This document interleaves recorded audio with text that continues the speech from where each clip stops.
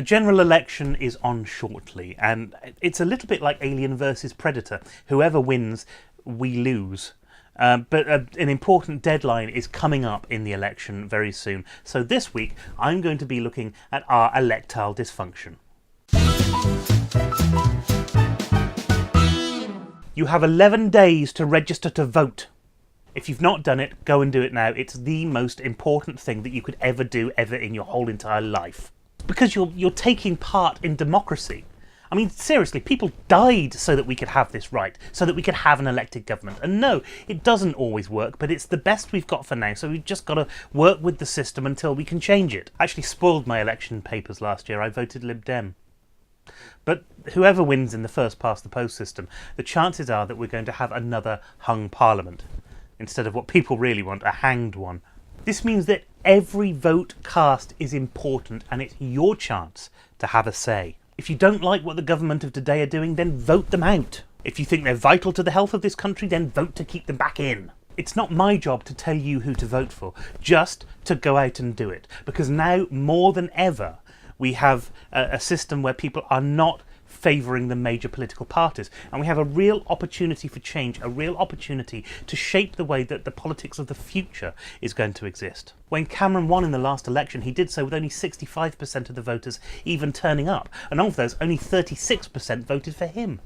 So you have barely a quarter of the people of the country who've actually voted for the guy who is the leader of the country. There's real opposition this time from the SNP, from Plaid Cymru.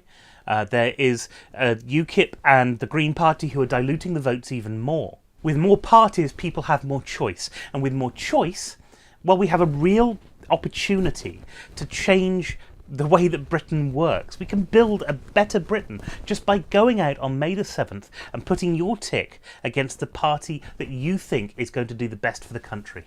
Now, I know some people have said don't vote. I'm aware of Russell Brand and his lackadaisical attitude about not voting and changing the system from the outside, but the fact is, if we don't vote, who is going to do it? If the Conservatives get in at the next Parliament, they'll be cutting welfare. They've already said they would. They can do that because they know that the people who vote for them don't actually care about cuts like that.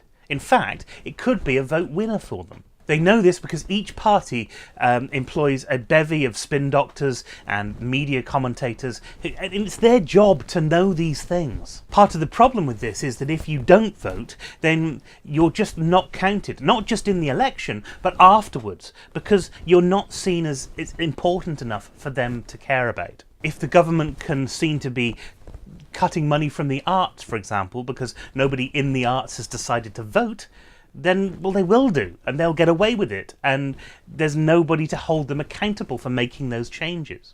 Unfortunately, the same is true for more important things. We're already in a country that's having to live off food donations. These aren't people on welfare. These are people in low-paid jobs who are having to work 40-plus hours a week just to make ends meet. And even then, they're still having to go to charities and say, look, I can't feed my family. That's not the position that we should be in this country. And you know what? Most people seem to agree with me on that. But currently we have a government who seems to want to give major tax breaks to corporations, and at the same time will allow them to get away with things like zero-hour contracts, which means that the people who are working for them are just completely beholden to them without them actually having to pay them any money. By simply not voting, you're not registering a protest. We're not going to wake up one morning and find that nobody is running the country. There are things in place to prevent this, namely coalitions. If we don't vote, we won't suddenly get a brighter future where we can start to build a more progressive society. Someone else will take over, who we haven't chosen, who won't care about us because the only accountability they have is to the people who put them in office in the first place. So I urge you, no matter what you've heard before, register to vote. Do it now. You have until April the 20th, but sod that, do it now.